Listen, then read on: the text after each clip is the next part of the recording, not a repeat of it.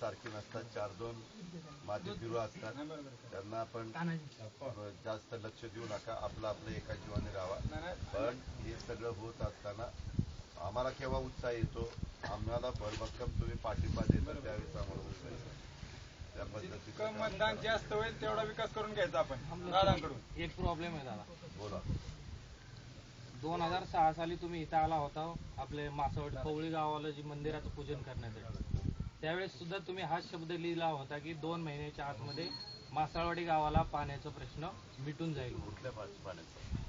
पिण्याच्या पाण्याचं तर आहेच आहे, परंतु शेतीच्या पाण्याचं सुद्धा. आणि त्यावेळेस आमच्या एका म्हाताऱ्यानं तुम्हाला प्रश्न विचारला होता की तुम्ही भाषण करत होता त्यावेळेस सगळं काय सांगत होता पिण्याचं पाणी मिळेल म्हणून. तेव्हा आमचा एक गुलाप्पा म्हणून म्हातारे त्याने तुम्हाला प्रश्न विचारला होता की आम्हाला पिण्याच्या पाण्याचं काय. तेव्हा तुम्ही तारीख दिली होती की 2 महिन्यांनी तुम्हाला पाणी मिळेल. 2006 साली हा दिलेला शब्द, आज 2014 आहे. 6 वर्ष झाली गावाला पाणी नाही. काय ह्याचं काय आता कधी नेमकं पाणी मिळेल ह्याची तारीख द्या आम्हाला. उद्याच्याला माझ्या बहिणीला मतदान का नाही करायचं? आम्ही तुमचं कार्य करते, आम्ही तुमच्या बहिणीला लक्ष्मण तू मला बोलू दे, तू कशाला बोलते? मी दादांशी बोलतोय, बोलू दे ना. संदीप हो दादा ऐका, मी त्यांचंच कार्य करताय ना, मला बोलू नये. पण गबस कळतं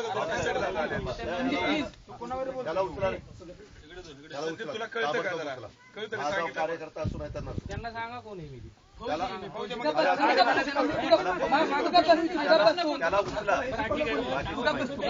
संदीप तुला मराठी कळतं का रे?